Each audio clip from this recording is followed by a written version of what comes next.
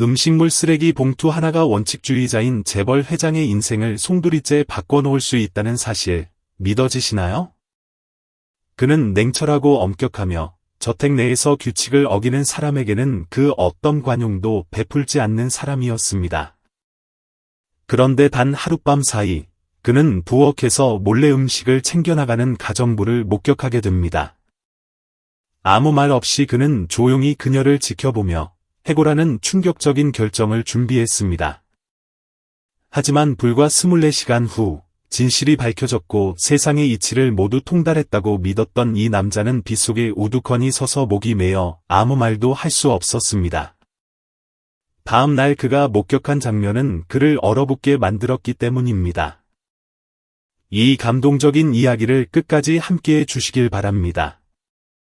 차창을 때리는 빗소리가 지친 사람의 심장 박동처럼 규칙적으로 움직이는 와이퍼 소리에 섞여 들어옵니다. 위태영 회장은 검은색 메르세데스 벤츠가 성북동 고급 저택으로 이어지는 돌담길 언덕으로 들어서자 핸들을 가볍게 쥐었습니다. 늦은 밤, 11월의 마지막 날들은 뼛속까지 시린 추위를 몰고 왔고 실크처럼 얇은 빗줄기가 정원등을 감싸며 은은한 금빛을 반사해 주변을 기이할 정도로 고요하게 만들었습니다. 위 회장은 보통 늦게 귀가하지 않지만 오늘은 주주총회가 예상보다 길어져 분위기가 팽팽한 긴장감으로 가득했습니다. 숫자와 재무보고서, 논쟁 소리들이 여전히 머릿속을 맴돌아 눈은 피로에 절었지만 쉽게 감기지 않았습니다. 55세, 권력과 통제, 그리고 노련한 사업 전략에 익숙해진 위 회장은 세상에 자신을 놀라게 할 일은 더 이상 없다고 생각했습니다. 하지만 오늘 밤은 무언가 달랐습니다.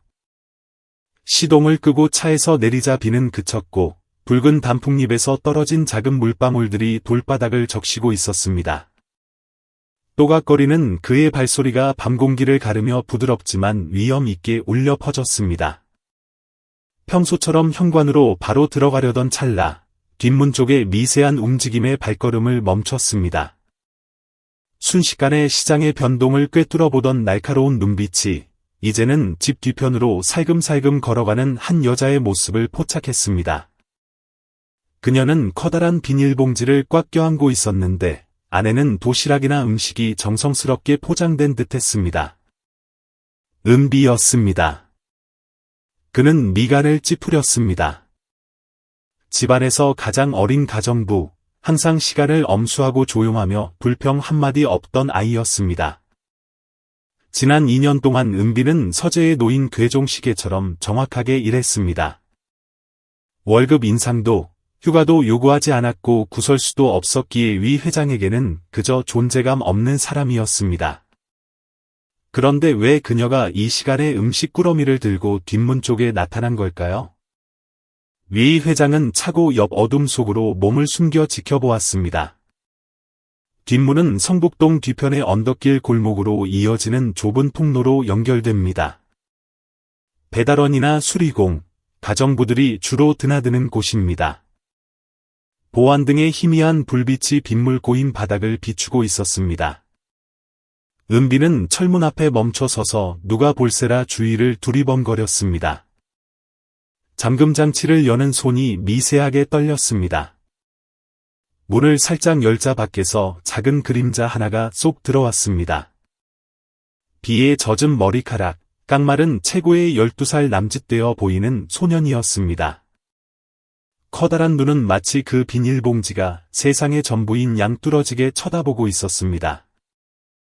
낡고 헐렁한 패딩 점퍼에 무릎이 해진 청바지, 달아빠진 슬리퍼를 신고 있었습니다. 소녀는 추위에 두 손을 비비며 아무 말 없이 서 있었습니다. 은비가 허리를 숙여 봉투를 열자 김밥 한 줄, 바나나 몇 개, 토스트 조각과 우유가 보였습니다. 그녀는 미소를 지으며 건넸지만 눈빛에는 애틋함과 극도의 걱정이 서려 있었습니다.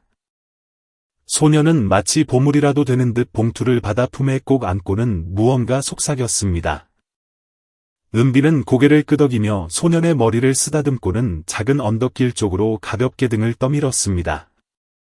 철문이 닫히고 그녀는 서둘러 집 안으로 들어갔지만 어둠 속에서 차가운 눈빛이 그 모든 움직임을 지켜보고 있다는 사실은 꿈에도 몰랐습니다. 위 회장은 가만히 서 있었고 찬바람에 정장 자락이 젖어들었지만 개의치 않았습니다. 그의 머릿속은 복잡하게 돌아가고 있었습니다. 은비가 매일 밤 남은 음식을 밖으로 가져가 떠돌이 아이에게 주는 건가? 이 저택에서는 수입 와인 한 병부터 전속 셰프가 준비한 요리, 보안 요원의 근무 시간표까지 모든 것이 엄격하게 통제됩니다. 규정 외의 행동은 누구에게도 허용되지 않습니다. 그런데 감히 은비가? 그리고 저 소녀는 누구인가? 거지라고 하기엔 표정이 달랐고 서울역 주변에서 흔히 보는 가출 청소년들과도 달랐습니다.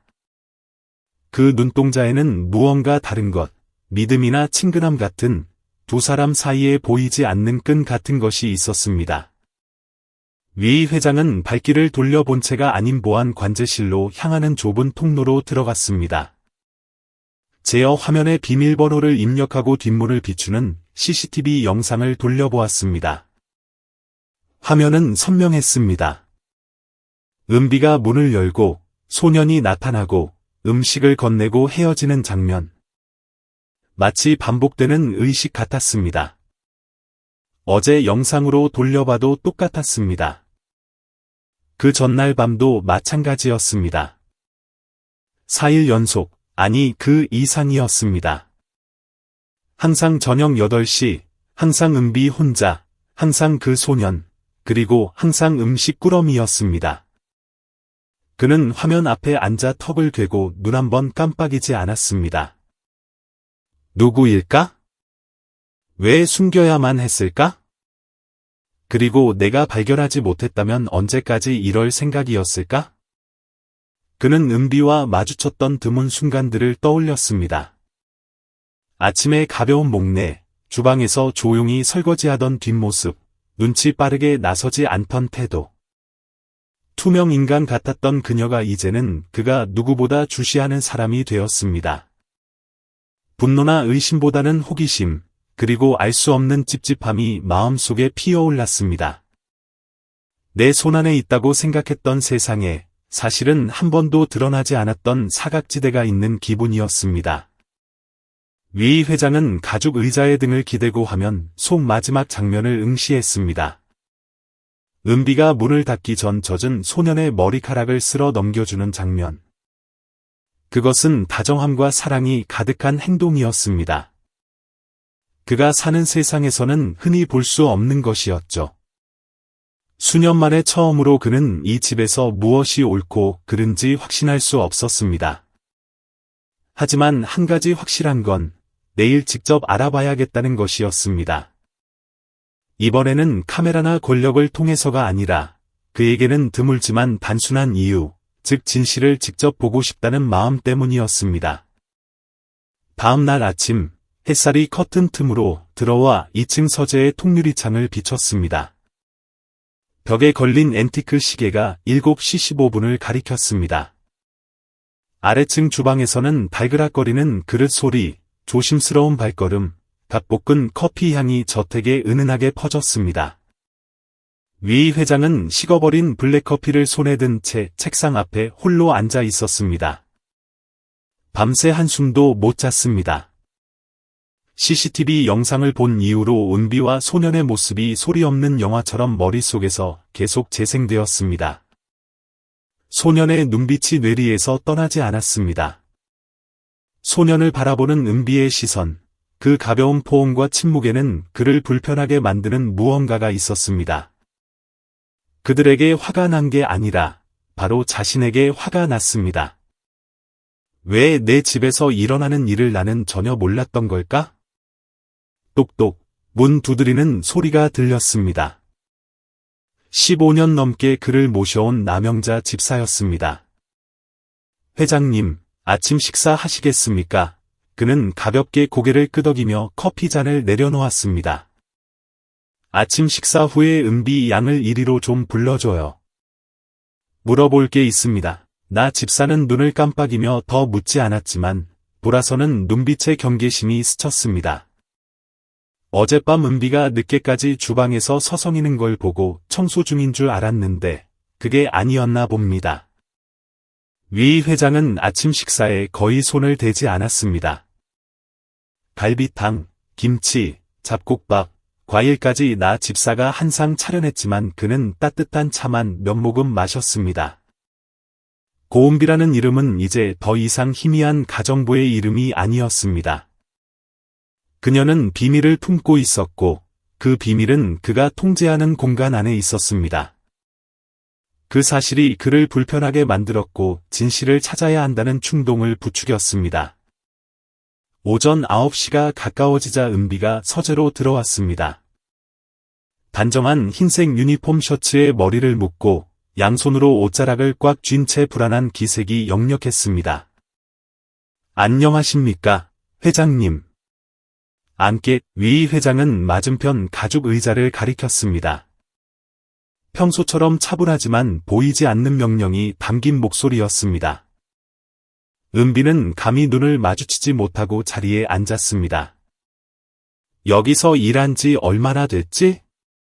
2년 조금 넘었습니다, 회장님. 2년이라. 대략 700일 정도 되겠군. 그는 입꼬리를 올리며 책상 위에 두 손을 올렸습니다. 은비가 고개를 끄덕였습니다. 네. 그 700일 동안 뒷문으로 음식 꾸러미를 들고 나간 날은 며칠이나 되지, 갑자기 그의 목소리가 낮게 깔리며 차가워졌습니다. 은비는 화들짝 놀라 손이 하얗게 질리도록 꽉 쥐었고 입술을 깨물었습니다.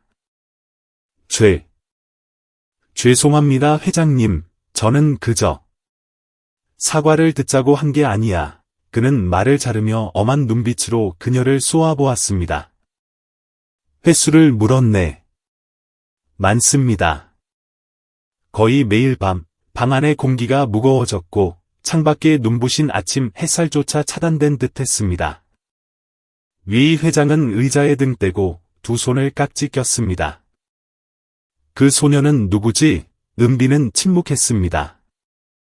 음식을 받아 간 소년이 누구냐고 물었네. 제 남동생 우식입니다. 11살이에요. 그녀의 목소리는 지난 2년간 힘들게 쌓아 올린 평온한 껍질이 깨지는 것을 두려워하듯 점점 작아졌습니다. 어머니가 많이 편찮으신데 돌봐줄 사람이 없어서. 저는 일을 그만둘 수가 없어서 동생에게 어머니를 맡겼습니다. 남은 음식이라도 가져가면 두 사람이 하루하루 버티는데 도움이 될까 해서. 왜 나한테 말하지 않았지? 구걸하고 싶지 않았습니다. 폐 끼치고 싶지 않아서. 월급과 쉬는 시간만 있으면 저 혼자 해결할 수 있을 거라 생각했습니다. 이 사실이 알려지면 당장 해고될 수도 있다는 걸 알 텐데, 은비가 고개를 들었습니다. 눈가에는 물기가 어렸지만 눈빛만은 단호했습니다. 구걸이 아니라 자존심이 상하는 문제였습니다. 알고 있습니다. 하지만 값나가는 물건을 훔친 건 아닙니다. 주방에서 버려질 음식들을 가져간 것뿐입니다. 잘못된 일이라면 벌을 받겠지만 만약 하지 않았다면 어머니가 올겨울을 넘기지 못할까봐 두려웠습니다. 처음으로 위 회장은 즉각 대꾸할 말을 찾지 못했습니다. 눈앞의 젊은 여자는 청초한 얼굴이었지만 눈에는 삶의 고단함이 묻어 있었습니다. 화려한 화장도 연기도 없는 그저 벌거벗은 진심과 침묵만이 있었습니다. 그는 자리에서 일어나 창가로 걸어가 어젯밤 소년이 웅크리고 서 있던 정원 아래를 내려다보았습니다. 구걸하지 않고 묵묵히 기다리던 소년의 눈빛, 마치 삶의 마지막 희망을 지키는 작은 병사 같았던 그 모습이 떠올랐습니다. 그가 뒤를 돌아보며 말했습니다. 내가 발견하지 못했다면 언제까지 숨길 생각이었나? 어머니가 나을 때까지? 아니면 자네가 지쳐 쓰러질 때까지? 만약 남영자 집사보다 먼저 다른 사람이 보고 내게 보고했다면 어떤 위험이 따를지 알고 있나? 하지만 자네에겐 다른 선택지가 없었겠군. 위 회장은 한동안 침묵했습니다. 방 안은 발코니 밖의 소나무 사이로 스치는 바람 소리가 들릴 만큼 고요했습니다. 마침내 그가 고개를 살짝 끄덕였습니다. 나가보게. 당분간 이 대화에 대해서는 아무에게도 말하지 말고 은비는 일어나 90도로 허리 숙여 인사했습니다. 죄송합니다, 회장님. 사과할 필요는 없지만 생각은 좀 해봐야겠군. 다음번엔 숨지 말고 문을 두드려보게. 그녀는 문 손잡이를 잡고 멈칫했습니다. 감사합니다. 그녀가 나가고 문이 닫히자 위 회장은 다시 책상에 앉았습니다. 하지만 주가 지수를 확인하려고 노트북을 여는 대신 하얀 종이를 꺼내 만년필을 들었습니다. 첫 줄을 적어 내려가는 손이 미세하게 떨렸습니다. 인수합병 계약서도 투자 보고서도 아닌 이 집에서 투명 인간이라고 생각했던 한 사람에 대한 단상들이었습니다. 하지만 어젯밤 그녀는 그 누구보다 선명하게 다가왔습니다. 그리고 그는 이것이 시작임을 알았습니다. 은비뿐만 아니라 위태영 자신에게도 변화가 시작되고 있었습니다. 창밖에는 해가 높이 떴고 유리창에 반사된 빛이 서재 구석을 비췄습니다. 위 회장은 처음으로 분명한 사실을 깨달았습니다. 모든 가치가 대차대조표에 있는 건 아니라고. 진정으로 몸을 낮춰 바라볼 때만 보이는 것들이 있다고 말이죠. 점심시간은 조용히 지나갔습니다. 위 회장의 저택 공기는 아침부터 얼어붙은 듯했습니다. 은비가 붉어진 눈으로 말없이 서재를 나온 후 다른 직원들은 평소처럼 청소하고 식사를 준비했지만 아무도 감히 웃거나 큰 소리로 떠들지 못했습니다. 나 집사도 무언가 심상치 않음을 감지했지만 주인에게 묻지 않는다는 원칙을 지켰습니다. 이 집에서는 침묵이 때로는 가장 안전한 생존 방식이었습니다.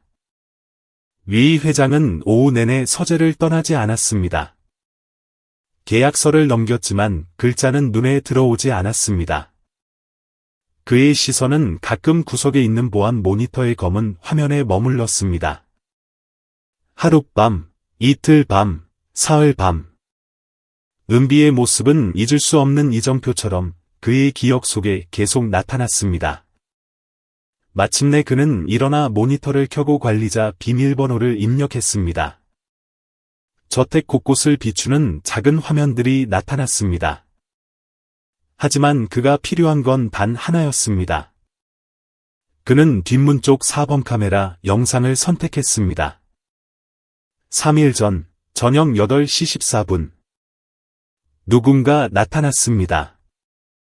은비였습니다. 여전히 마른 체구, 수수한 머리 모양, 얇은 플리스 재킷, 그리고 손에는 익숙한 음식 봉투가 들려 있었습니다. 뒷문을 열고 무언가 속삭이자 작은 그림자가 들어왔습니다. 우식이었습니다. 그들은 몇 분간 서서 음식을 주고받았습니다. 아주 오래되었지만 진실한 것. 바로 가족이었습니다. 그는 계속 영상을 되감았습니다.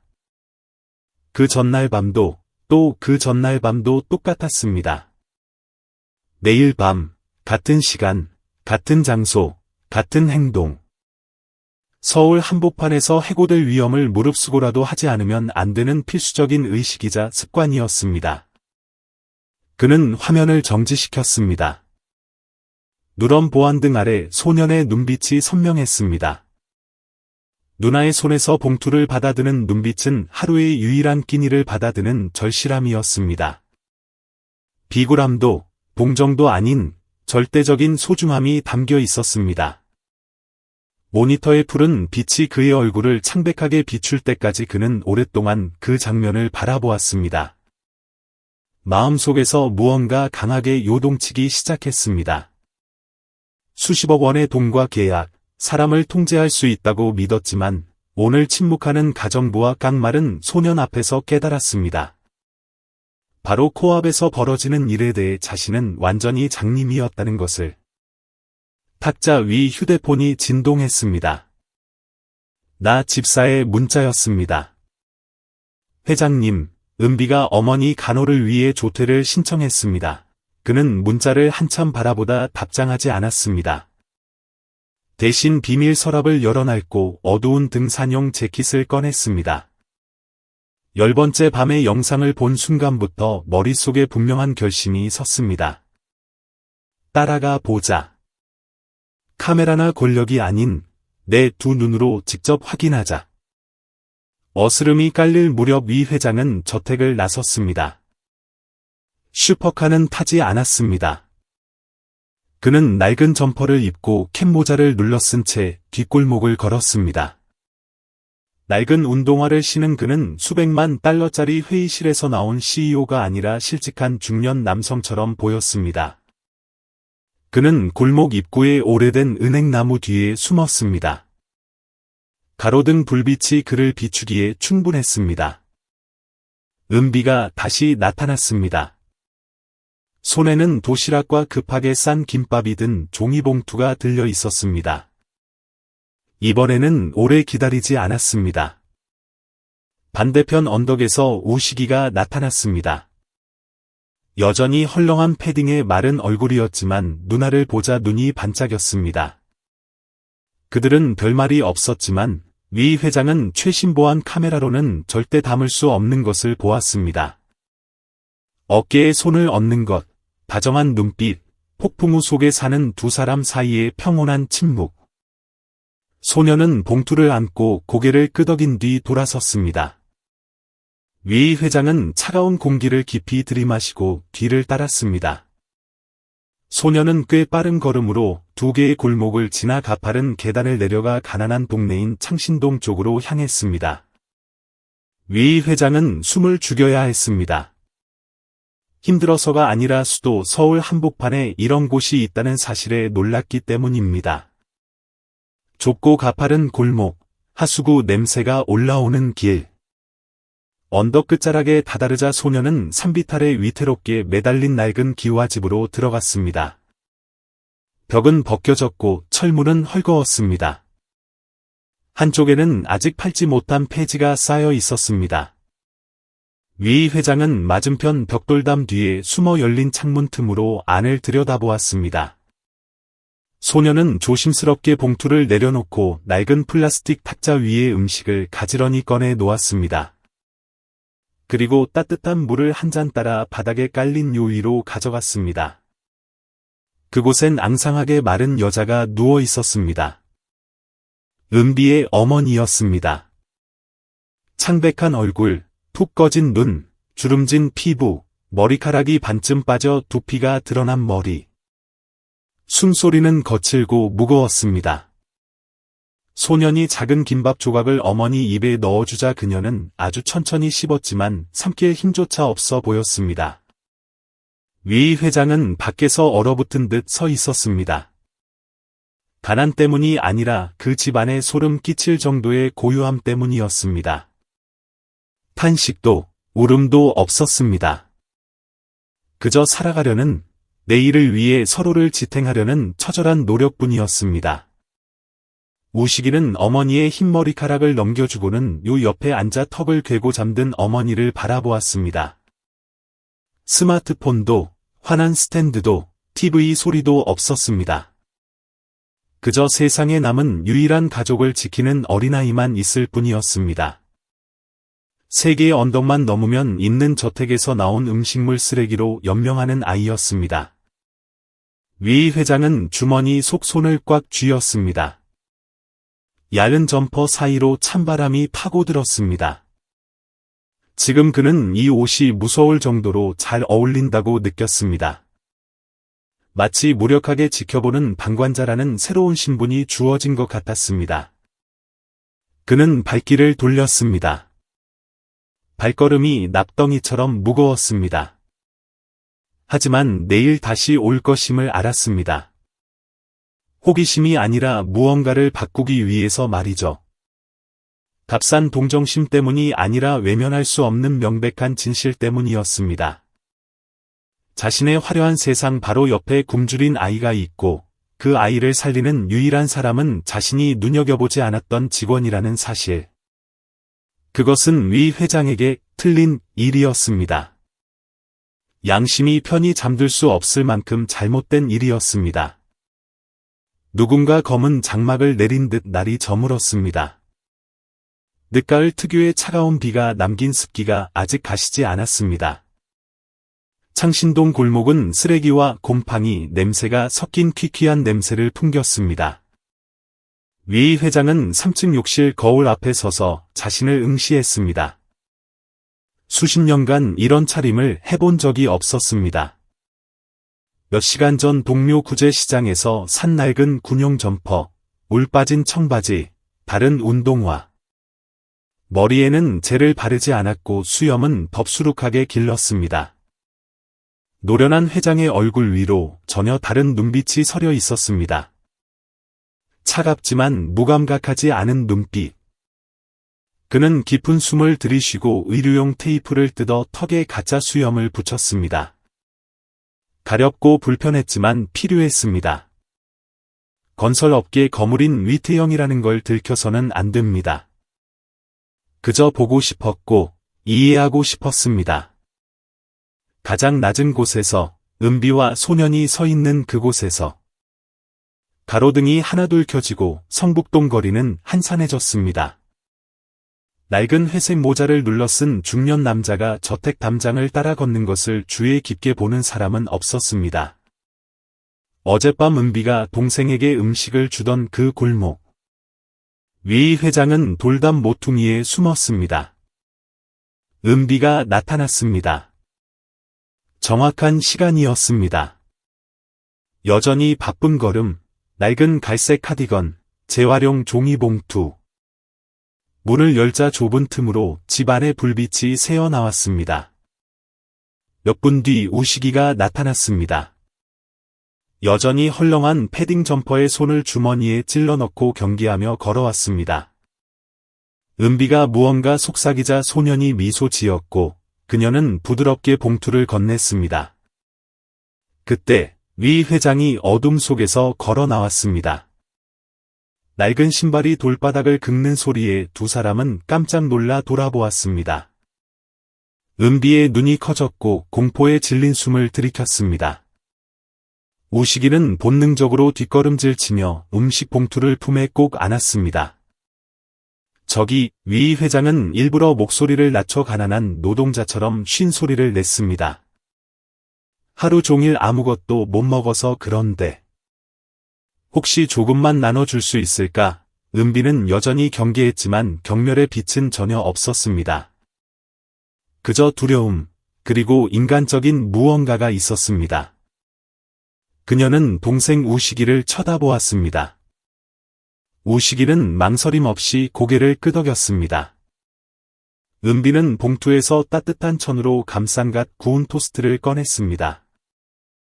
아직 온기가 남아 있었습니다. 그녀는 목이 잠긴 소리로 말하며 건넸습니다.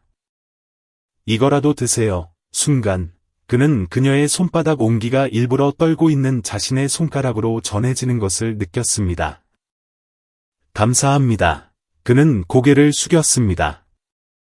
이 아이는 동생인가? 은비는 잠시 망설이다 고개를 끄덕였습니다. 제 동생 우식이에요. 아이는 귀찮게 하지 말아 주세요. 단호한 목소리였습니다. 우식이는 두려움 없는 눈으로 그를 바라보았지만 의심을 거두지 않았습니다. 어둠 속에서 너무 오래 산 사람 특유의 조숙한 의심이었습니다. 우식이는 몸을 돌려 언덕길 끝 어둠 속으로 사라졌습니다. 은비는 잠시 그를 바라보다가 말없이 문을 잠갔습니다. 위 회장은 모자 챙 아래로 감정을 억누르며 감사 인사를 하고 어둠 속으로 물러났습니다. 그리고 다시 소년이 사라진 길을 따라 터벅터벅 걸어갔습니다. 희미한 가로등이 그의 외로운 그림자를 젖은 바닥에 길게 드리웠습니다. 소리는 내지 않되 놓치지 않을 속도로 걸었습니다. 우식이는 좁은 골목과 임시로 지어진 야시장을 지나갔습니다. 쓰레기 냄새와 판잣집에서 흘러나오는 트로트 음악 소리가 시끄럽게 뒤섞인 곳이었습니다. 소녀는 가로등 빛조차 닿지 않는 캄캄한 좁은 골목으로 꺾어 들어갔습니다. 높은 축대 아래 웅크린 듯한 낮은 양철 지붕집. 우식이는 틈새로 손을 넣어 안쪽 걸쇠를 당겨 문을 열었습니다. 위 회장은 멀리 떨어진 콘크리트 전봇대 뒤에 숨어 지켜보았습니다. 집 안은 어두웠고 벽에 붙은 작은 손전등 불빛만이 희미하게 비추고 있었습니다. 우식이는 음식을 꺼냈습니다. 흰 쌀밥, 바나나, 포장된 갈비탕, 그리고 물파스 한 병. 소녀는 곰팡이 핀 벽 쪽에 요로 다가갔습니다. 어머니가 누워 있었습니다. 은비가 자신의 인생을 바쳐 지탱하고 있는 여인이었습니다. 비싼 약도, 간병인도 없이 낡은 선풍기만이 삐걱거리며 돌아가는 그곳에서 어린 아들이 식은 국물을 한 숟가락씩 떠먹이고 있었습니다. 어머니가 기침할 때마다 소녀는 능숙하게 등을 두드렸습니다. 불평 한마디 없었습니다. 위 회장은 목이 타들어가는 것 같았고 소녀가 준 토스트를 든 손이 떨렸습니다. 수년 만에 처음으로 부끄러움을 느꼈습니다. 자신의 낭비와 사치, 남겨서 버려지는 그 많은 음식들에 대해 수치심을 느꼈습니다. 불과 몇 킬로미터 떨어진 이곳에서 한 아이는 버려질 음식으로 어머니의 생명을 연장하고 있었습니다.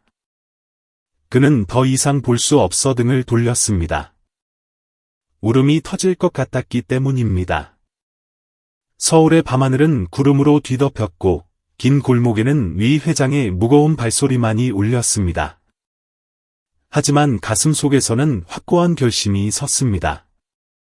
한 번 본 이상 돌이킬 수 없습니다. 절대 그럴 수 없었습니다. 다음 날 아침, 비는 그쳤지만 공기는 여전히 차가웠습니다. 3층 난간에 이슬방울이 차갑게 빛났습니다. 위 회장은 침실 창가에 서서 아침 안개에 잠긴 서울의 빌딩 숲을 응시했습니다. 어젯밤 받은 토스트는 한 입도 베어 물지 않은 채 책상 위에 놓여 있었습니다. 그는 평소보다 일찍 내려갔습니다. 나 집사가 식탁 가득 아침을 차려놓았습니다. 치즈 토스트, 신선한 오렌지 주스, 수란이 하얀 본차이나 접시에 담겨 있었습니다. 하지만 그는 먹지 않았습니다. 따뜻한 차를 따르고 스마트폰을 손에 쥐었습니다. 경제 뉴스가 아니라 지도 앱에서 주소를 찾고 있었습니다. 창신동 언덕길 113-42-6번지. 그는 주소를 메모장에 저장하고 결단력 있게 일어섰습니다. 몇 시간 후, 그는 어젯밤 숨어있던 그 녹슨 철문 앞에 서 있었습니다. 이번에는 변장하지 않았습니다. 잘 다림질된 흰 셔츠와 베이지색 트렌치코트는 허름한 집들 사이에서 이질적으로 돋보였습니다. 그는 113-42-6번지 앞에 섰습니다. 칠이 벗겨지고 녹슨 양철 문이 앞을 가로막고 있었습니다. 또. 잠시 후 문이 조심스럽게 열렸습니다. 우식이었습니다. 소녀는 눈앞에 귀티 나는 신사를 보고 놀랐습니다. 손에는 플라스틱 숟가락을 들고 있었고 머리는 헝클어져 있었습니다. 아저씨 누구세요? 목소리는 낮고 건조했습니다. 어젯밤. 밥 좀 달라고 했던 사람이다. 그는 권위를 내려놓고 부드럽게 대답했습니다. 오늘은 어머니 안부를 묻고 싶어서 왔다. 우식이는 침묵하다가 어젯밤의 낡은 신발을 기억해낸 듯했습니다. 문을 닫으려 했습니다. 낯선 사람하고 얘기하지 말랬어요. 알아. 하지만 난 내 누나를 안다. 은비 말이야. 소년이 멈칫했습니다. 누나는 아무한테도 문 열어주지 말라고 했어요. 귀찮게 하거나 뭘 뺏으려는 게 아니야. 그냥 어머니가 괜찮으신지 알고 싶을 뿐이다. 소녀는 그를 위아래로 훑어보더니 문을 열어두고 안으로 들어갔습니다. 희미한 신뢰의 신호였습니다. 위 회장은 낮은 문틀에 머리를 숙이고 들어갔습니다. 집 안은 상상보다 더 추웠습니다. 낡은 선풍기 돌아가는 소리뿐이었습니다. 장판은 벗겨졌고 벽돌이 드러난 벽, 작은 창문은 비닐로 막혀 있었습니다. 냉장고도 가스레인지도 없이 낡은 전기 인덕션 하나뿐이었습니다. 방 한가운데 얇은 요 위에 은비의 어머니가 잠들어 있었습니다. 퀭한 눈, 다크서클이 짙은 얼굴. 우식이는 물수건으로 어머니 얼굴을 닦아주며 그를 쳐다보지 않고 말했습니다. 오늘 아침엔 기침을 더 많이 하세요. 병원엔 모시고 갔니? 그가 낮게 물었습니다.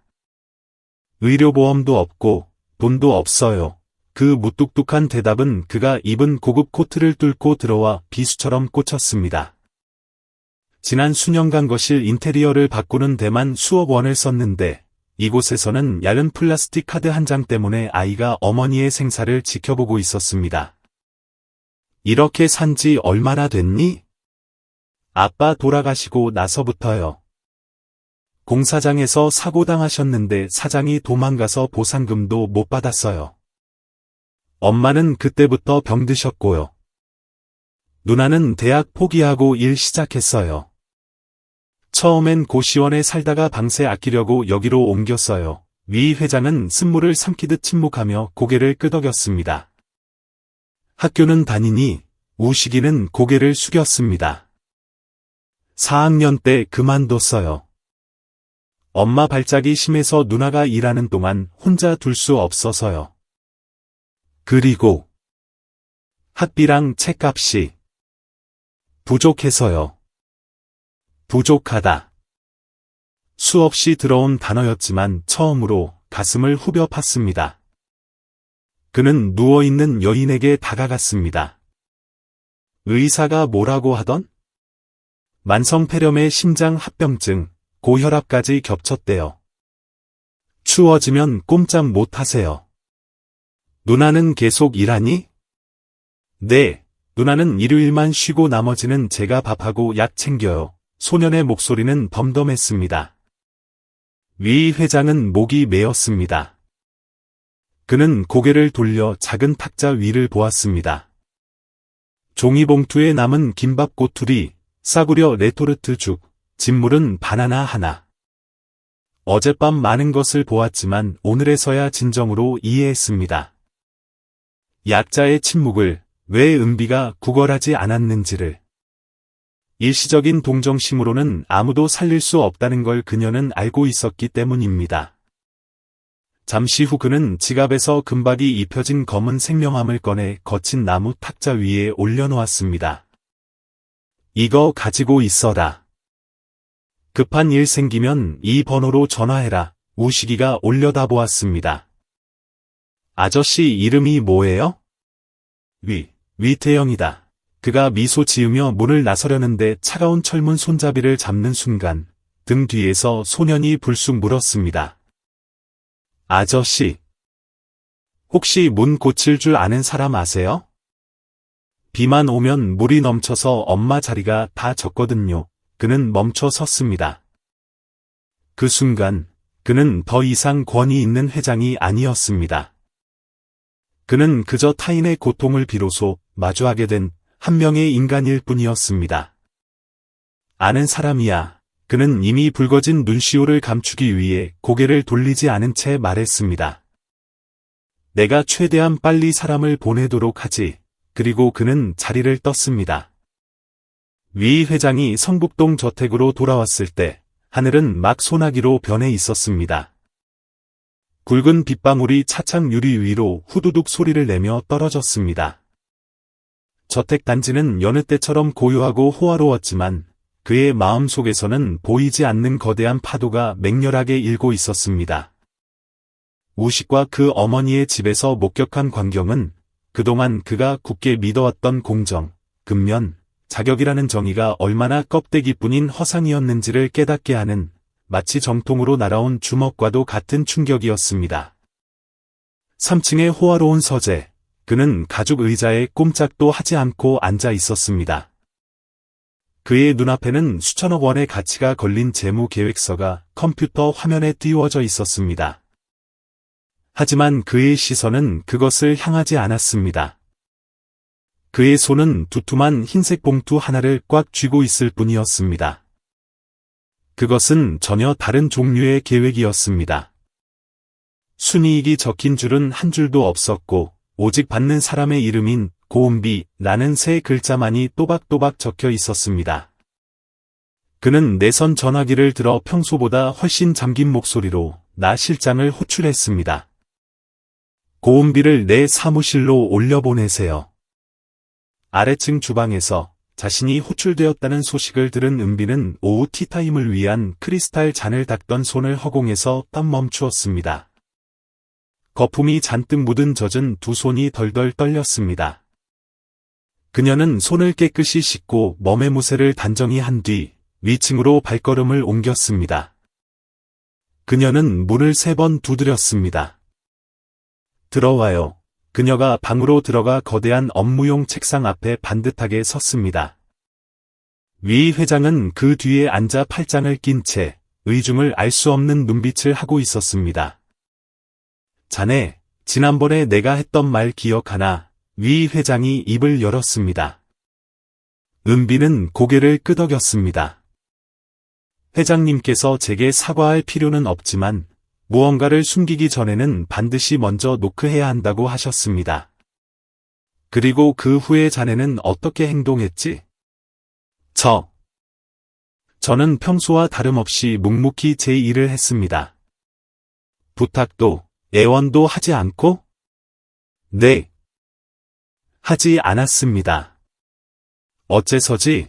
은비는 깊은 숨을 들이쉬었고 목소리는 작았지만 분명했습니다. 왜냐하면 저는 그럴 권리가 없다고 생각했기 때문입니다. 저는 고용된 사람이고 제 일을 잘 해내서 정당한 임금을 받으면 그만입니다. 그 외의 모든 것은 제 운명일 뿐입니다. 위 회장은 자리에서 일어나 책상 앞으로 걸어 나왔습니다. 그는 손에 든 두툼한 봉투를 원목 책상 위에 내려놓고 그녀 쪽으로 가볍게 밀었습니다. 그 안에 든 게 뭔가요? 새로운 근로 계약서야. 급여 80% 인상, 계약 기간 3년, 가족 전체를 포함한 최고급 의료보험과 생명보험, 그리고 매월 지급되는 고정생활비 수당이 포함되어 있네. 은비는 놀라서 눈을 크게 뜨며 반걸음 뒤로 물러섰습니다. 이해가 안 됩니다. 도대체 왜? 나는 자선 사업을 하는 게 아니네, 고은비 씨. 나는 그저 내가 무심코 지나쳤던 가치에 대해 정당한 대가를 지불하려는 것뿐이야. 그는 그녀의 눈을 똑바로 바라보았습니다. 자네는 그저 청소하고 바닥을 닦은 게 아니야. 자네는 한 인간을 먹여 살리고 한 아이의 존엄성을 지켜냈으며 그 일을 아주 묵묵하고 강인하게 해냈어. 이렇게 계산적인 세상에서 그런 품성은 황금보다 더 비싼 가치를 지니는 법이야. 하지만 회장님께서 왜 그렇게까지 하시는 거죠? 전 그렇게 많이 받을 자격이 없어요. 바로 그게 문제야. 그가 말을 끊었습니다. 자네 같은 사람들은 항상 자신이 자격이 없다고 생각하지. 반면 저 밖에 탐욕스러운 자들은 자신들이 모든 좋은 것을 누릴 자격이 있다고 착각해. 도대체 왜지? 은비는 고개를 숙인 채 아무 말도 하지 못했고 입술은 파르르 떨렸습니다. 지난 2년 동안 그녀가 짊어지고 있던 체념이라는 이름의 빙하가 녹아내리고 있었습니다. 위 회장은 봉투 위에 손을 얹으며 목소리를 부드럽게 낮췄습니다. 그리고 이건 위임장이야. 내가 신뢰할 만한 사립병원과 연락해 두었네. 어머니의 치료비는 그룹 차원에서 특별복지 혜택으로 전액 결제될 거야. 갚을 필요도 없고 내게 감사할 필요는 더더욱 없어. 은비는 입을 열어 무언가 말하려 했지만 목이 메어 말이 나오지 않았습니다. 그녀가 고개를 들자 붉어진 눈에 눈물이 그렁그렁 차올랐습니다. 회장님, 저희 어머니가 편찮으신 걸 아셨나요? 우식이를 만나고 왔네. 아주 착한 아이더군. 어머니를 잘 돌보고 그 어떤 것도 원망하지 않았어. 이 사회의 그 누구와도 닮지 않은 아이였지, 나를 포함해서 말이야. 뜨거운 눈물 한 방울이 은비의 뺨을 타고 길게 흘러내렸습니다. 전 무슨 말씀을 드려야 할지. 아무 말도 하지 말게 위 회장이 한 걸음 뒤로 물러섰습니다. 대신 나를 위해 한 가지 일만 해주게. 은비는 유니폼 자락을 꽉 쥐었습니다. 어떤 일이라도 하겠습니다. 자신에게 기회를 줘. 그저 하루하루 버티며 살지 마. 자네는 그보다 더 나은 삶을 살 수 있어. 그리고 우식이 또한 매일 저녁 남은 음식이 든 봉투보다는 더 많은 것을 누릴 자격이 있네. 회장님께서 이 일을 다른 사람들에게 알리실 건가요? 아니, 아무도 모를 걸세. 나는 자네의 사생활을 이용해 생색을 내거나 홍보를 하거나 회사의 사회적 책임 보고서에 실을 생각이 추호도 없어. 절대로. 그가 잠시 말을 멈췄습니다. 왜냐하면 이건 나와 자네 사이의 일이니까. 타인의 고통에 눈멀었던 한 사람과 내 눈을 뜨게 해준 한 사람 사이의 일이니까 방 안은 쥐 죽은 듯 고요했습니다. 그러자 은비는 허리를 깊이 숙여 완벽한 90도 각도로 인사를 했습니다. 생애 처음으로 온전한 인간으로서 존중받았음을 인정하는 인사였습니다. 그녀가 서재를 나설 때 손에 꽉 쥐어진 봉투는 마치 따뜻한 숯덩이처럼 느껴졌습니다. 복도는 여느 때처럼 환하게 밝혀져 있었지만 은비에게는 모든 것이 달라 보였습니다. 오늘 밤 우식이가 굶지는 않을까 하는 걱정도, 어머니가 격렬한 기침 발작을 일으킬 때마다 느끼던 공포도 사라졌습니다. 언제 해고당할지 몰라 전전긍긍하던 두려움도 더 이상 없었습니다.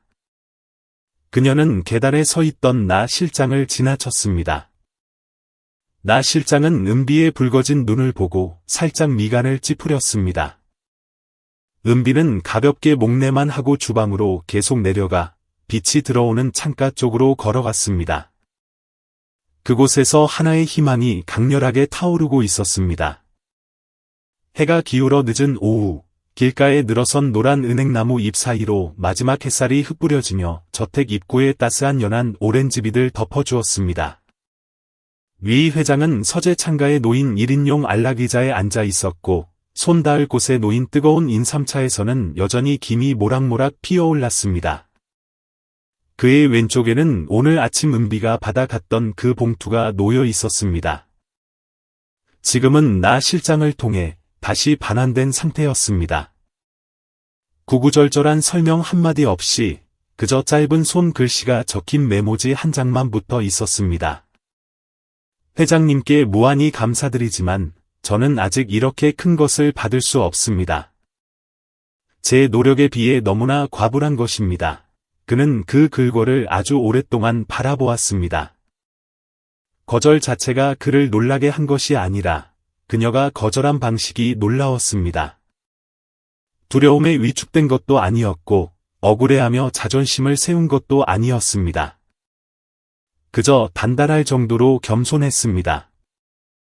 마치 결핍 속에서 사는 것에 익숙해져서 타인의 갑작스러운 호의를 심리적인 짐으로 만들고 싶지 않은 듯했습니다.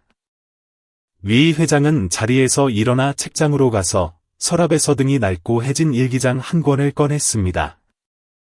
그 안에는 영월 시골에서 사업을 시작하며 고생하던 시절 그가 직접 쓴 기록들이 담겨 있었습니다. 누렇게 바랜 종이 한 페이지가 귀퉁이가 접혀 있었습니다. 그가 그곳을 펼치자 단 한 문장이 적혀 있었습니다. 배고파 본 사람은 다른 사람이 굶주리는 걸 보고 눈 감고 편히 잠들 수 없는 법이다. 1996년 어느 겨울밤 조립식 판넬로 지은 임시 숙소에서 웅크린 채 이 문장을 썼던 기억이 그에게는 선명했습니다. 옆에는 악성 말라리아로 열이 펄펄 끓다가 막 고비를 넘긴 어머니가 계셨습니다. 그때 그에게는 지친 두 다리와 굳은 살 박인 두 손 외에는 아무것도 없었습니다. 하지만 그가 끝까지 지켜낸 단 한 가지가 있었습니다. 바로 친절에 대한 고집이었다.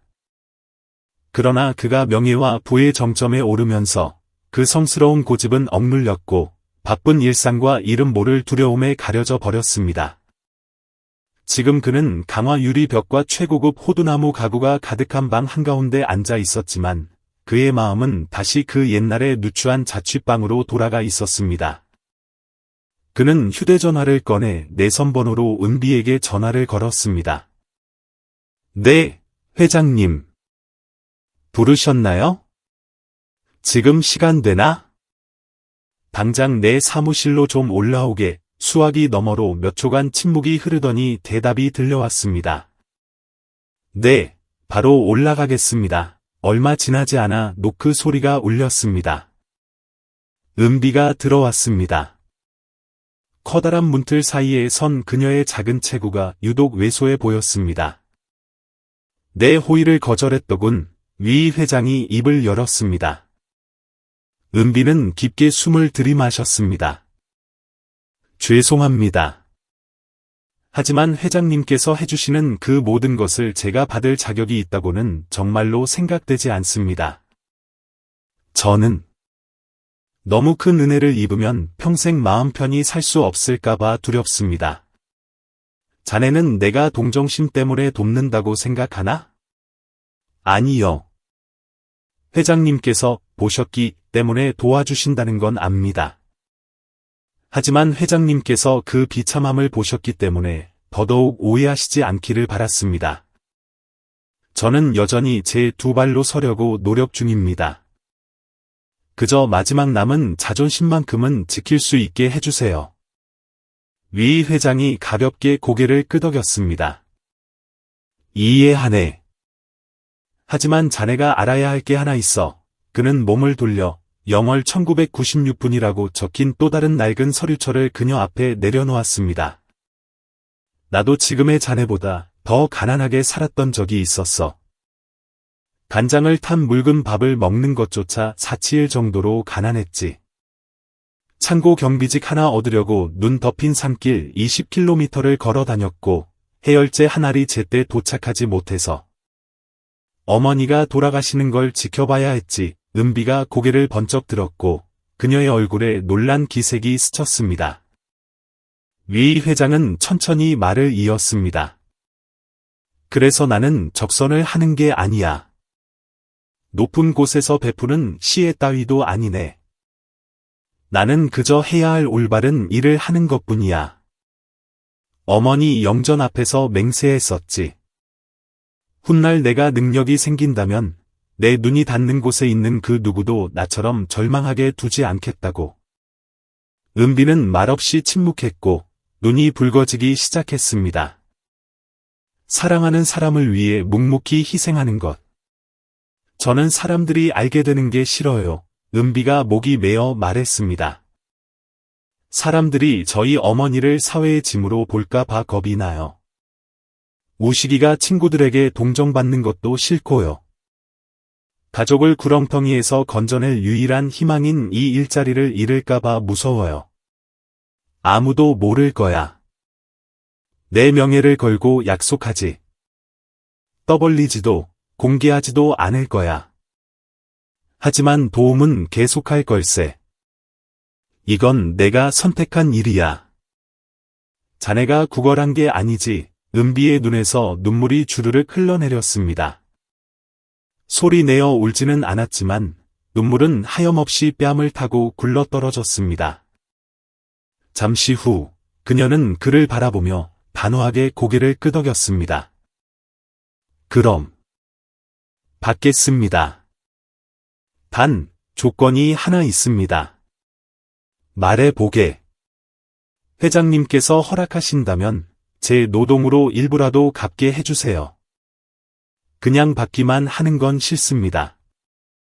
근무 시간 외에라도 무슨 일이든 더 하겠습니다. 위 회장이 아주 옅은 미소를 지었습니다. 좋아, 합의하지. 그녀는 그에게 고개 숙여 인사했습니다.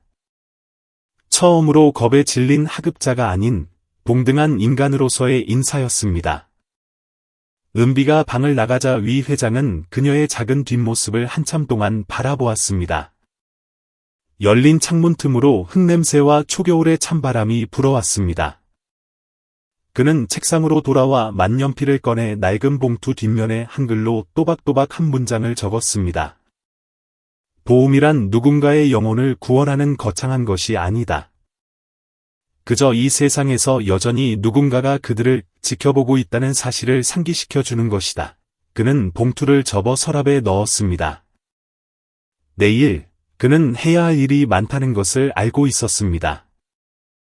마철루를 짓는 일이 아니라 은비 같은 사람들을 위한 일이었습니다. 수년 만에 처음으로 그는 내일을 생각하며 피로를 느끼지 않았습니다.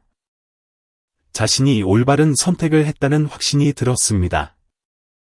가난했지만 가난이 심장을 죽이게 내버려 두지 않았던 사람의 선택이었습니다. 밤새 부슬비가 내렸지만 다음 날 아침 서울의 공기는 투명할 정도로 맑았습니다. 아침 햇살이 은행나무 잎사귀 사이를 뚫고 저택의 대리석 외벽 위로 눈부시게 비치고 있었습니다. 그곳에서 은비는 여느 때처럼 화초에 물을 주고 유리창을 닫고 있었습니다. 아무도 그녀의 변화를 눈치채지 못했지만 자세히 보면 오늘따라 그녀의 어깨가 더 곧게 펴져 있었고 발걸음은 더 힘찼습니다. 주방 구석에서 나 실장이 조용히 관찰하고 있었습니다. 그녀의 눈은 마당에 있는 은비와 개수대의 그릇들을 번갈아 오갔습니다. 나 실장은 무슨 일이 일어나고 있는지 정확히 이해할 수는 없었지만 변화를 감지했습니다. 지난 이틀간 위 회장의 성품이 완전히 바뀐 듯했습니다. 아침마다 경제신문을 보며 인상을 쓰던 모습은 사라졌습니다. 심지어 어제는 나 실장에게 먼저 말을 걸기도 했습니다. 나 실장, 고향에 손자 보러 간 지 오래됐지? 위 회장은 단순히 변한 게 아니라 무겁고 낡은 갑옷을 벗어던진 듯했습니다. 그날 점심, 직원용 식당 테이블 위에 두툼한 흰 봉투 하나가 반듯하게 놓여 있었습니다. 누가 두었는지는 알 수 없었지만 파란 잉크로 고은비 씨에게 라고 적혀 있었습니다. 테이블을 정리하던 은비가 그것을 발견하고 뒷마당으로 가져갔습니다. 햇살이 화분 속 카네이션 위로 금빛 가루처럼 내려앉는 곳이었습니다. 봉투 안에는 더 작은 봉투 하나와 깔끔하게 인쇄된 A4 용지 한 장, 그리고 은행 수표가 들어 있었습니다. 종이에는 짧은 글과만 적혀 있었습니다.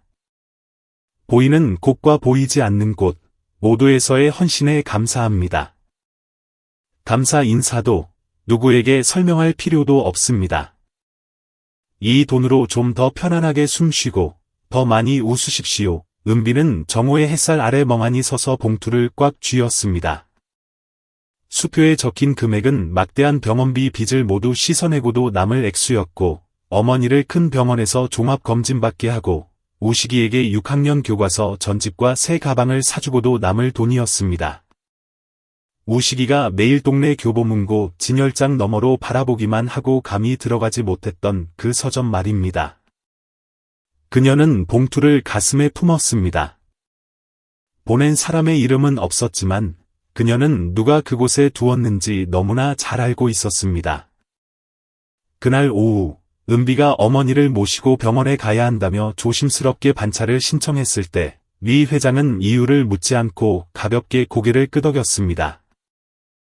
회사 차량 기사가 오후에 비니 편하게 쓰고 다녀와요.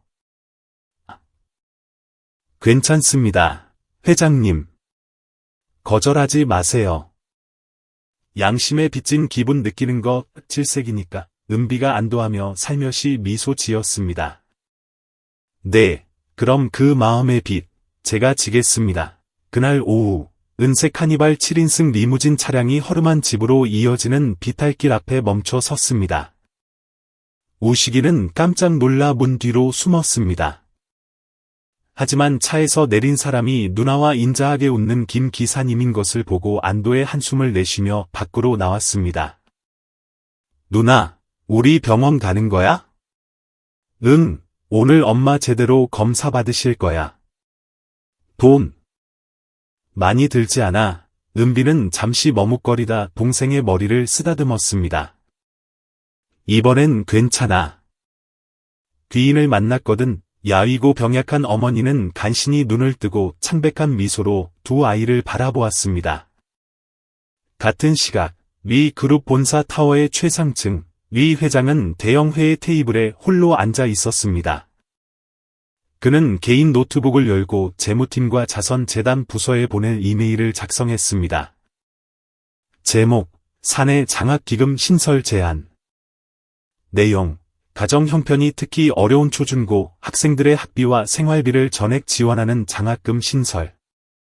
우선 대상, 서울 지역에서 근무하는 일반 노무직 직원의 자녀. 제한 예산, 연간 6천만 원. 그는 전송 버튼을 눌렀습니다. 그는 누구에게 알리고 싶지도, 칭송받고 싶지도 않았습니다.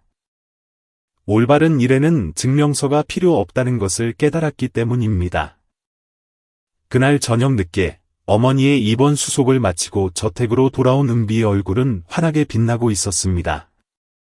그녀는 처음으로 우식이가 도시락을 맛있게 먹으며 만화책을 읽는 모습을 보았습니다. 그녀는 위 회장을 직접 찾아가는 대신 그의 서재 앞을 지나가다 문이 열려 있는 것을 보고 멈춰 섰습니다. 그리고 문틈 사이 책상 위에 작은 쪽지를 살며시 올려두었습니다. 정성스럽게 쓴 손편지였습니다. 많이 묻지 않아 주셔서 감사합니다. 저를 봐주셔서 감사합니다. 하지만 회장님께서 주신 가장 귀한 선물은 돈이 아니라 내일은 당당하게 학교에 갈 수 있다는 걸 알게 된 우식이의 눈빛이었습니다. 그 믿음을 저버리지 않도록 열심히 살겠다고 약속드립니다. 늦은 밤, 위 회장이 그 편지를 읽었을 때 방 안의 조명은 어둑해져 있었습니다. 그는 편지를 조심스럽게 금고 서랍에 넣었습니다. 수백 건의 경제 계약서를 체결해왔지만 오늘 서명도 없는 이 계약서만큼 그를 편안하게 잠들게 한 것은 없었습니다. 사람과 사람 사이의 신뢰라는 계약서였습니다. 그는 어둠 속에서 홀로 미소 지었습니다. 그것은 돈으로 살 수 없는 인간의 품격이었습니다. 그날 아침, 은비가 사는 창신동 언덕 아래 가난한 주택가는 환하게 밝아진 듯했습니다. 골목 어귀순대 국밥집 아주머니는 국을 퍼담으며 손님들에게 효녀 은비가 마음씨 좋은 사장님 덕을 받대라며 신나게 떠들었습니다. 폐지를 줍던 할머니는 아쉬운 듯 한숨을 내쉬었습니다. 아이고, 그 착한 것이 참 안쓰러웠는데 귀인을 만났다니 천만다행이지. 은비는 낡은 자전거를 끌고 대문을 나서며 쑥스러움과 기쁨이 뒤섞인 채 고개를 숙였습니다. 소문이 이렇게 빨리 퍼질 줄은 몰랐습니다. 하지만 그녀가 모르는 사실이 있었으니 입이 뇌보다 빠른 동생 우식이가 어제 이미 동네방네 자랑을 하고 다녔던 것입니다. 우식이는 깔끔하게 다림질한 흰 셔츠에 새 가방을 메고 언덕길 초입에서 누나를 기다리고 있었습니다. 은비 누나. 오늘 나 버스 타고 학교 가도 돼. 좀 일찍 가서 학교 구경하고 싶어서. 은비는 웃으며 고개를 끄덕이고 동생 손에 1,000원을 쥐어주었습니다. 버스표 잘 챙기고. 무슨 일 있으면 바로 누나한테 전화해. 아이는 해맑게 웃으며 버스 정류장으로 달려갔고 작은 체구의 누나는 그 뒷모습을 다정한 눈길로 지켜보았습니다. 은비는 평소처럼 저택으로 출근했지만 오늘 공기는 사뭇 달랐습니다. 로비에 들어서자마자 나 실장이 손짓했습니다. 회장님이 서재에서 찾으십니다. 지금 바로요. 은비는 놀랐습니다. 그녀는 옷매무새를 가다듬고 노크했습니다. 들어오세요. 위 회장은 책상 뒤에 앉아 있었습니다. 은비가 고개를 숙였습니다. 회장님, 부르셨습니까? 그는 펜을 내려놓았습니다. 새로운 일자리를 제안하려고 하네. 설명을 다 듣고 결정하도록 해요. 그녀는 말없이 고개를 끄덕이며 기다렸습니다. 우리 그룹에서 곧 비영리 사회공헌 프로젝트를 시작합니다. 빈곤층 학생들에게 저렴한 가격에 영양가 있는 식사를 제공하는 행복한 밥상 시스템을 구축할 계획입니다. 첫 번째 시범 운영센터를 맡아줄 운영 매니저가 필요합니다. 은비는 어안이 벙벙했습니다. 하지만 저는 관리자 자격증도 없는데요. 알고 있네. 하지만 자네에겐 자격증보다 더 귀한 두 가지가 있어. 절대적인 정직함과 성실함이지. 지금 내게 가장 필요한 건 바로 그거야. 그가 A4 용지 한 장을 그녀 앞으로 밀었습니다. 6개월 수습 계약. 직책, 학교 급식 체인 운영 매니저. 초봉, 월 420만 원. 소형 아파트 제공 및 교통비 지원, 은비의 심장이 터질 듯 뛰었습니다. 그녀는 글자 하나하나를 꼼꼼히 읽은 뒤 고개를 들어 떨리는 목소리로 물었습니다. 하지만 왜 하필 저인가요? 내 집에서 일하는 도우미가 굶주린 동생을 위해 남은 음식을 싸가는 것조차 보지 못했던 눈먼 장님이 될 뻔했던 나를 자네가 구했으니까. 내 양심의 빚을 갚게 해주게. 안 되겠나? 그녀는 한참 동안 침묵하다가 부드럽지만 단호하게 고개를 끄덕였습니다. 감사히 받겠습니다. 좋아. 다음 주부터 시작하지. 그리고 프로젝트 현장에 나가면 더 이상 날 회장님이라 부르지 말고 그냥 위 선생님이라고 부르게. 그가 의자를 돌려 창밖을 향했습니다. 은비가 문을 열고 나가려는데 그가 불러세웠습니다. 아, 그리고 사소한 게 하나 더 있네. 네? 프로젝트 현장 근처 중학교에 연락해 두었어. 우식이가 원한다면 다음 주부터 그곳으로 전학해서 급식도 먹고 다닐 수 있을 걸세. 좋은 학교고 통학버스도 있어. 입학 비용은 내가 다 처리했네. 은비는 문손잡이를 꽉 쥐었습니다. 그에게 눈물을 보이기 싫어 뒤돌아보지 못했습니다. 감사합니다. 정말 감사합니다. 선생님, 그녀가 떠난 뒤 복도에 눈부신 황금빛 햇살이 마룻바닥 위로 쏟아져 들어왔습니다. 그날 밤 좁고 비좁은 자취방에서 은비의 어머니는 처음으로 혼자 일어나 두 아이와 함께 저녁을 먹었습니다. 그녀는 볶은 나물을 조금 집어 우식의 밥그릇에 올려주며 큰딸을 바라보다 눈물을 흘렸습니다. 난 내가 죽어야 너희가 잘 살 줄 알았는데. 하늘이 도우셨구나. 은비는 어머니의 앙상한 손을 꼭 잡았습니다. 아무도 죽을 필요 없어요, 엄마. 우린 살 거예요. 엄마 보란 듯이 아주 잘 살 거예요. 옆에서 밥을 먹던 우식이는 엄마와 누나의 눈에서 이전에는 본 적 없던 빛을 보았습니다. 그것은 평온함이었습니다. 다음 날 마지막 근무를 위해 위 회장의 저택에 들어선 은비는 더 이상 투명 인간 같은 가정부가 아니었습니다. 경비원은 씩씩하게 인사했고 행정 직원들은 그녀에게 커피를 권했습니다. 몇 주 후 서울 외곽의 위 그룹의 첫 번째 행복한 밥상 센터가 문을 열었습니다. 요란한 행사는 없었지만 수백 명의 가난한 학생들이 따뜻하고 제대로 된 점심을 먹을 수 있었습니다. 개소식 날 2학년 아이 하나가 은비에게 달려와 서투르게 접은 종이꽃 한 송이를 건넸습니다. 멀리서 위 회장이 조용히 지켜보고 있었습니다. 인파 속에서 두 사람의 눈이 우연히 마주쳤을 때 그는 가볍게 고개를 끄덕였습니다.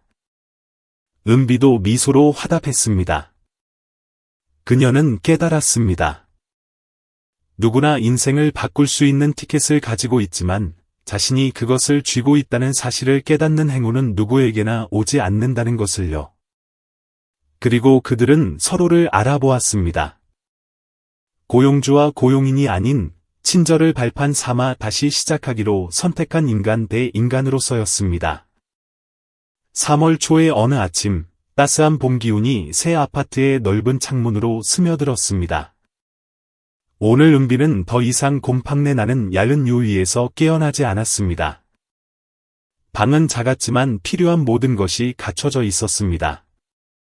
어머니는 소파에 앉아 혈색 좋은 얼굴로 요리책을 읽고 있었습니다. 우식이는 개학을 맞아 깨끗한 흰색 교복 셔츠를 입고 등교 준비를 하고 있었습니다. 엄마, 몸은 좀 어떠세요? 꿈만 같구나, 우리 딸. 이 매트리스는 내가 누워본 그 어떤 곳보다 푹신해. 정말 3성급 호텔 같다. 어머니가 웃었습니다. 호텔이라니, 엄마, 우식이가 끼어들었습니다. 우리 집이잖아. 오늘 첫 미술 수업이 있단 말이야. 우리 집 그릴 거야. 은비 누나랑 엄마랑 나랑, 그리고 맛있는 거 꽉 찬 그 큰 냉장고도 세 사람은 함께 행복하게 웃음을 터뜨렸습니다. 새로 설립된 학교 급식센터 사무실, 은비는 완전히 새로운 마음가짐으로 출근했습니다. 그녀는 채소 배송 문제로 웅성거리고 있는 직원들이 있는 회의실로 들어갔습니다. 매니저님, 공급업체 트럭이 고장나서 2시간 늦는다고 합니다. 대안이 있을까요? 물류 담당 직원 한이가 물었습니다. 물론이죠. 은비가 차분하게 대답했습니다. 미리 예상하고 하남 지역 농민회에 연락해뒀어요. 신선한 양배추와 당근을 바로 대체 배송해 주기로 했습니다. 회의가 끝나고 사람들이 흩어질 때 한 젊은 직원이 그녀에게 다가와 속삭였습니다. 은비 매니저님, 전 정말 매니저님의 일처리가 존경스러워요. 엄마한테 매니저님 얘기했더니 우시더라고요. 매니저님 같은 상사를 만난 건 행운이라고요. 은비는 그저 온화하게 웃었습니다. 나도 예전엔 여러분과 똑같았어요. 하지만 누군가 저를 봐주었기 때문에 지금 이 자리에 있을 수 있는 거예요. 이제 우리가 할 일은 아직 아무에게도 발견되지 못한 다른 사람들을 바라봐 주는 겁니다. 퇴근길, 은비는 학부모가 몰래 보내온 작은 과일 꾸러미를 들고 집으로 향했습니다. 손편지에는 이렇게 적혀 있었습니다. 은비 선생님, 제 아이에게 학창시절 처음으로 제대로 된 밥을 먹여주셔서 감사합니다. 그 글을 읽으며 은비는 행복의 눈물을 감출 수 없었습니다. 그녀는 편지를 서랍에 소중히 넣었습니다. 다음 날, 위 회장이 급식센터 불시 점검을 나왔습니다. 하지만 이번에는 차가운 오너의 모습이 아니었습니다. 그는 천천히 걸으며 꼼꼼히 살폈습니다. 안녕하세요, 고 매니저, 그가 말했습니다. 이번 주부터 그린 프라이데이를 시작한다고 들었는데? 네, 맞습니다, 선생님. 매주 금요일은 붉은 고기 없이 버섯조림 두부와 달걀찜으로 식단을 구성하려고 합니다. 비용도 절감하고 아이들에게 건강한 식습관도 길러줄 수 있어서요. 좋은 생각이군. 진행하게. 예산 지원이 더 필요하면 언제든 제안서 올리고. 그가 돌아서려 할 때 은비가 조용히 불렀습니다. 위 선생님, 그가 멈춰 섰습니다. 감사합니다. 제 인생을 다시 시작할 수 있는 곳을 주셔서요. 그는 아무 말 없이 입가에 옅은 미소를 머금고 가볍게 고개를 끄덕인 뒤 걸음을 옮겼습니다. 그 주 주말, 은비는 휴가를 내고 어머니, 우식과 함께 강원도 영월 외갓집으로 향했습니다. 시골 이웃 아주머니는 차에서 내리는 새 식구를 보고 눈을 의심했습니다. 아이고, 세상에. 저거 은비 아니야. 늙고 병약해진 외할머니는 딸과 손주들이 건강한 모습으로 돌아온 것을 보고 그들을 끌어안고 펑펑 울었습니다. 다시는 못 보는 줄 알았다. 이런 날이 올 줄이야. 그날 저녁, 낡은 양철 지붕 아래 온 가족이 모여 앉아 밥을 먹었습니다. 은비의 어머니는 처음으로 명희를 만나 살아난 이야기를 신나게 했고, 우식이는 새 책과 공책 자랑에 여념이 없었습니다. 은비는 말없이 가족들에게 반찬을 집어주며 앉아 있었습니다. 그녀의 가슴 속 커다란 구멍이 채워졌습니다. 그날 밤늦게 은비는 뒷마당으로 나와 홀로 앉았습니다. 영월의 밤하늘은 여전히 별들로 반짝였습니다. 그녀는 하늘을 올려다보며 두 손을 모았습니다. 하느님, 더 이상 바라는 건 없어요. 그저 이 마음을 영원히 간직하고 싶습니다. 감사할 줄 알고, 나눌 줄 알며, 내가 어디서 왔는지 잊지 않는 이 마음을요. 그리고 그녀는 미소 지었습니다.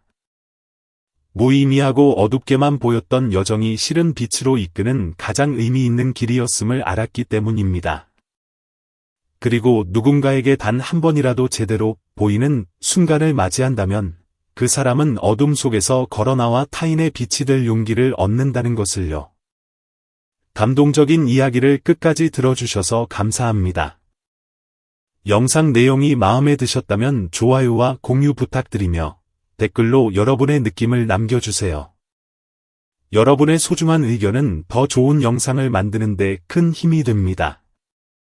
다음 영상에서 뵙겠습니다. 안녕히 계세요.